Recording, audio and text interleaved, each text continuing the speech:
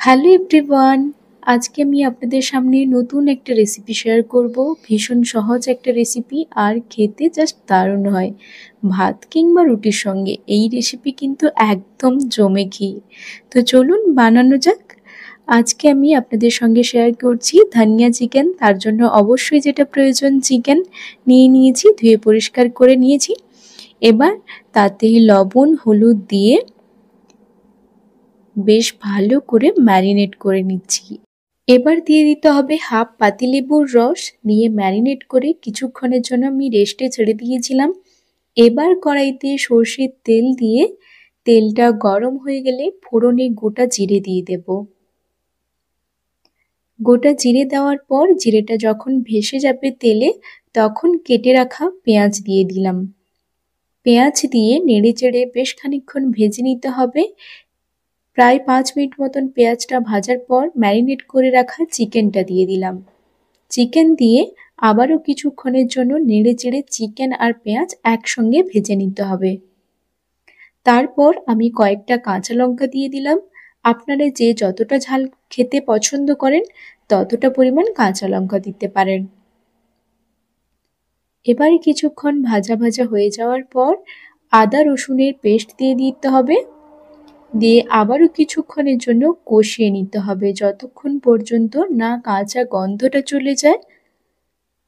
তারপর আমি কিছুক্ষণের জন্য ঢাকা চাপিয়ে দিয়েছিলাম, যাতে মাংসটা বেশ ভালো করে সেদ্ধ হয়ে যায়। আর মাংস থেকে দেখতেই পাচ্ছেন অনেকটা পরিমাণ জল বেরিয়েছে।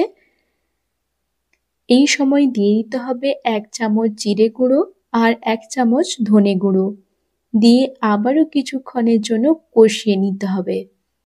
জল শুকিয়ে মাংস থেকে এইভাবে যখন তেল ছাড়বে, তখন সামান্য পরিমাণ জল অ্যাড করতে হবে, যেটা আমি করেছি কিন্তু দেখাতে আপনাদের ভুলে গেছি।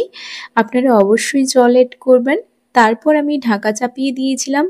এরপর ঢাকা খুলে একটু সেমি গ্রেভি হয়ে গেলে তখন দিয়ে দিতে হবে ফ্যাটানো টক দই। তারপর দিয়ে বেশ ভালো করে নেড়ে চেড়ে মিশিয়ে নিতে হবে। তারপর যেটা এই রান্নার স্পেশাল ইনগ্রেডিয়েন্ট, সেটা হলো ধনেপাতা বাটা। ধনেপাতা বাটা দিয়ে সব কিছুর সঙ্গে আবারও বেশ খানিকক্ষণ কষিয়ে নিতে হবে। এই সময়ে গ্যাসের আঁচ একদম কমে রাখবেন। দেখতেই পাচ্ছেন কতটা সুন্দর হয়েছে গ্রেভিটা। এরপর সব শেষে যেটা দিয়ে দিতে হবে বিট লবণ। আপনারা অবশ্যই লবণটা চেক করে নেবেন, তারপর বিট লবণ স্বাদ মতো দেবেন। বিট লবণ দিলে এই রান্নার স্বাদটা দ্বিগুণ হয়, তাই আমি সামান্য পরিমাণ দিয়ে দিয়েছি বিট লবণ। তারপর সবশেষে দিয়ে দিতে হবে সামান্য একটু লেবুর রস। লেবুর রস দিয়ে সবকিছুর সঙ্গে আবারও বেশ ভালো করে মিশিয়ে নিতে হবে।